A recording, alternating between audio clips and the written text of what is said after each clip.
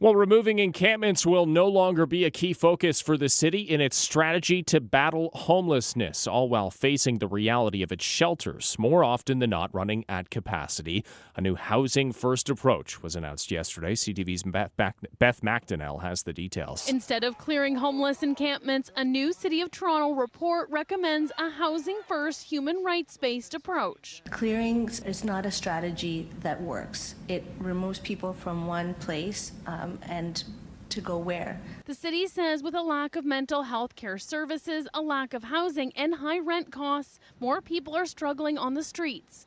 The aim, by using more outreach workers and compassion, more people will find shelter and stable housing. But removing encampments will not be a priority. Beth McDonnell, CTV News. Well, speaking of encampments in the city, pro-Palestinian demonstrators remain camped out on the campus of the University of Toronto for what is now a third week. CP24's Steve Ryan says there are still no signs that encampment may be removed or naturally reach its end. We ask everybody to please apply pressure on admin, email zap them, phone zap them, show them that we are here. Some of the demonstrators here tonight have vowed to participate in a hunger strike starting tonight, and they have said that they are committed to this hunger strike until such time that the U of T meets those two demands, which again are to divest and to disclose. U of T officials and protesters are set to have another meeting sometime today.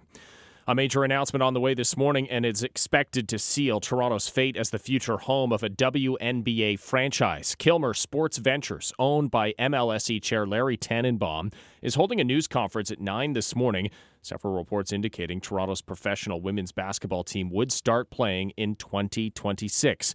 This would be Canada's first team in the WNBA. The league has 12, but is quickly expanding, thanks in major part to the popularity of NCAA star Caitlin Clark, who was drafted first overall. To City Hall, where there are continued calls from councillors for Toronto to get a new deal that can allow it to bring in more revenue, as the city stares down billions of dollars in much-needed funds to keep its infrastructure properly maintained. It's a struggle. We can't keep up with the things that Torontonians expect, and we're unable to ever get out of that hole. Talking penny pinching, one of Canada's major airlines has announced several new measures aimed at fighting back against just how expensive flights are getting across the country.